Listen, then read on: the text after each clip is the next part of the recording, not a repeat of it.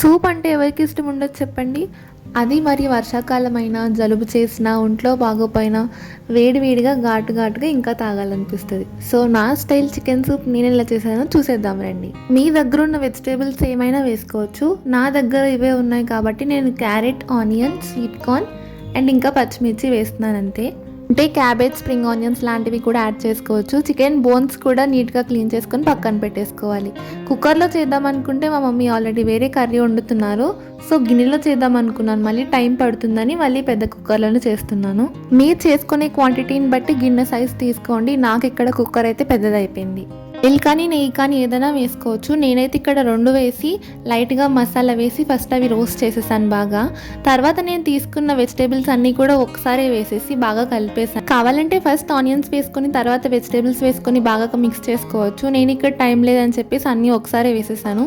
So ఒక 2-3 minutes ఇవి బాగా రోస్ట్ అయిన తర్వాత ఇందులో కొంచెం అల్లం వెల్లుల్లి పేస్ట్ వేసుకొని అడుగంటకుండా బాగా మిక్స్ చేసుకోవాలి. తర్వాత ఇందులోని చికెన్ బోన్స్ కూడా వేసుకొని బాగా ఫ్రై చేసుకోవాలి ఒక 2-3 మినిట్స్.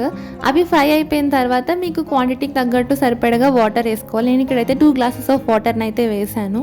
అండ్ ఇక్కడ మీ టేస్ట్కి తగ్గట్టు కొంచెం సాల్ట్ యాడ్ చేసుకొని దాన్ని బాగా కలుపుకున్న తర్వాత కొంచెం కరివేపాకుని యాడ్ చేసుకుంటే ఇక్కడ స్మెల్ అండ్ ఫ్లేవర్ అయితే బాగా అనిపిస్తుంది.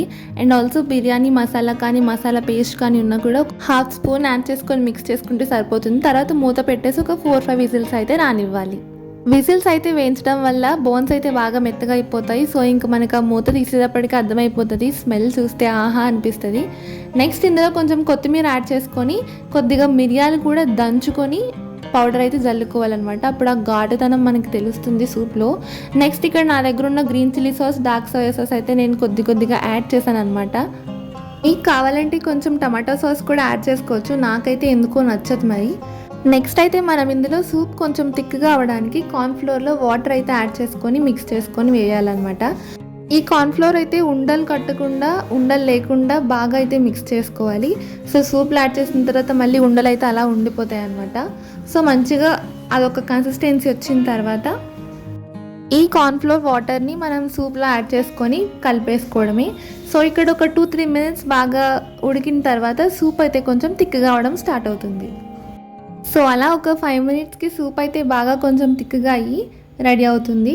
చూసారు ఎంత బాగుందో, కన్సిస్టెన్సీ బాగా వచ్చింది. సో మీకు సూప్లో ఘాటుదనం ఎక్కువగా కావాలనుకుంటే మిరియాలు కొంచెం ఎక్కువ దంచుకొని పౌడర్ వేసుకోండి, అలాగని మరీ ఎక్కువ కాదు. సో టేస్టీ చికెన్ సూప్ అయితే రెడీ. నా రెసిపీ మీకు ఎలా అనిపించిందో కామెంట్ చేసేయండి. వీడియో నచ్చితే like, share and subscribe. Thank you for watching.